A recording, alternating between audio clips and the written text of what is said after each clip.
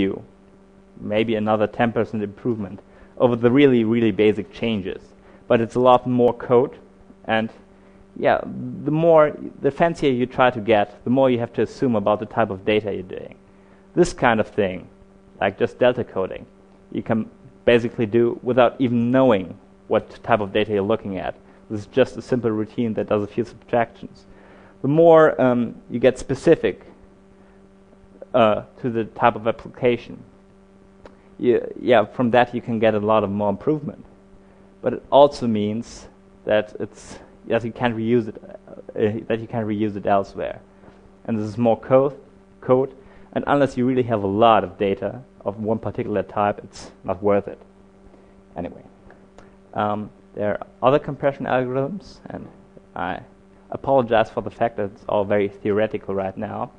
But this is basically just something we have to get over, so I can actually explain to you, and so you can see why certain things work and why others don't. And this is the third chapter, which is coding.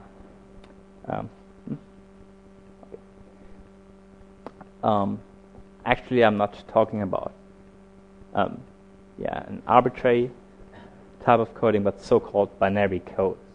Binary code is just a table like this one here, which just tells you which character, which symbol gets mapped to which bit string. This would be a certain example. If you prefer the mathematical notation, you could just call the function from the alphabet to a bit string, but you can do that, but it doesn't really make a difference. And when you have a string of symbols you want to code, for example here this AABC, you just look the A up, which codes to 0, so you get a 0 here, and another 0 because you have another A, then the B, which is coded to 1, 0, and 1, 1 for the final C. So it's very simple. And if you can get from this kind of bit string back to the original string uniquely, then it's called a uniquely decodable code, which is very important for us because, any kind of coding you can't reverse, you can't decode, it's useless. And another definition is the so-called prefix code, which is basically a code you can decode from left to right without having any kind of look ahead, like what happens in 5 characters from now on. You can always tell whether you're at the end of a code or not. This is not a formal definition, but it's enough to get the picture of what's going on. And this example code is a prefix code actually. And for all those uniquely decodable codes, any kind of uniquely decodable codes, there's a prefix code which has exactly the same length for every single character. It's not the same mapping, but it's exactly the same length, so you get the same amount of compression. So we can limit ourselves to prefix codes and enjoy the fact that they're easy to decode. But this doesn't solve the problem of how to get good codes. There are, for example, rule-based codes for certain types of value distributions, like the unary code, which maps 1 to 0, 2 to 1, 0, 3 to 1, 1, 0, and so on. Always just gets another one inserted at the front. It's always a string, as long as the number you're trying to code terminated with a 0. So, very simple.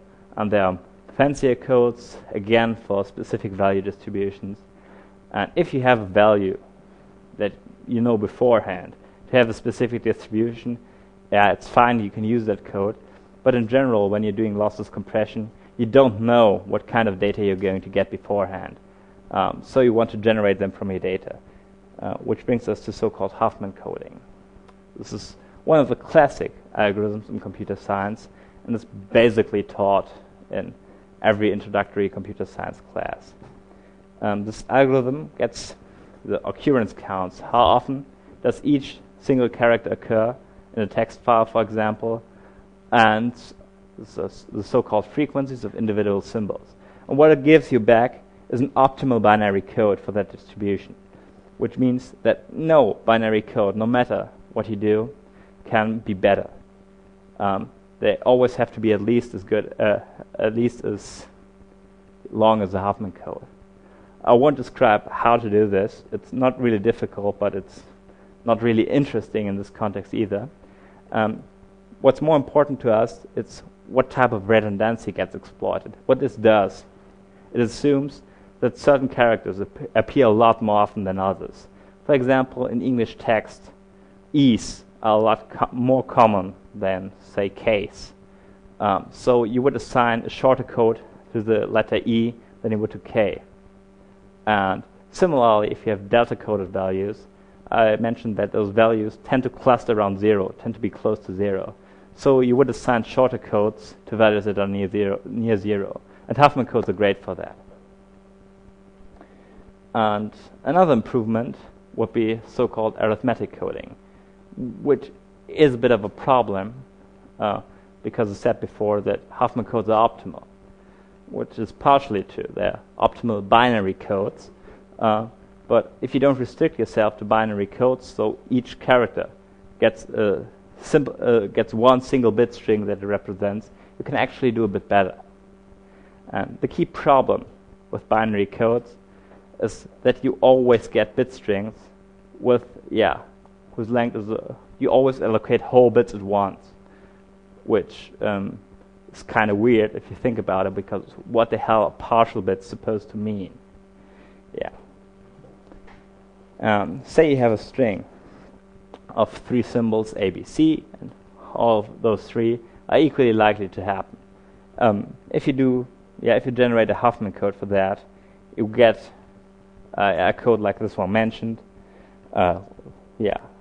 A set A gets mapped to 0, B to 1, 0, and C to 1, 1, or some permutation of that with the letters exchanged or the bit values flipped, but it will always be something with those code lengths.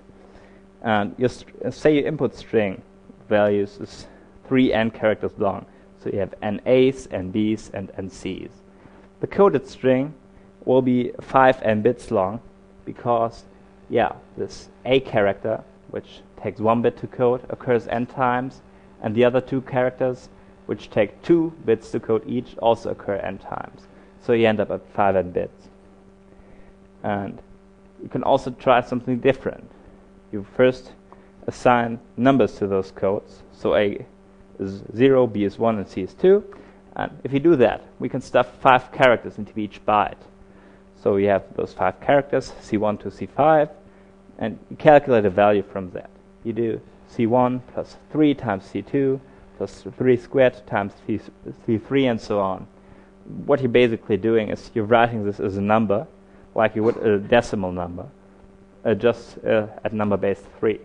And if you do that for bytes, you use 243 out of all 256 characters, which is not a very good usage. There are still some of those that are free, but it's enough to make my point. And decoding this is several divisions, or you could just do a table lookup, which tells you for each byte value which 5 characters these are. So you can code 5 characters in 8 bits, or so we have 8 bits per 5 characters, or 1.6 bits per character.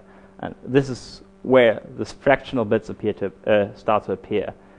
And when you calculate that, you have your string of 3 n characters length, and you have 1.6 bits per character, so we get 4.8 n bits for the whole string. That's 0.2 bits per character less, and that's how you get fractional bits. You still get something that has a byte size, but the average length, and this is all just average length, is smaller, so you get a compression ratio improvement. The idea is, in this kind of scheme, to treat this byte stream as a number, which you can do arithmetic on, which is why it's called arithmetic coding. You can multiply, you can add, and obviously it's not a very good idea to do any kind of calculation with a 400 megabyte number, like you would have for a really large packed file. And different arithmetic coding algorithms try to do a lot less work, and work, say, with only a 32-bit number, and maybe lose some bits by doing some rounding in between, but they try to do this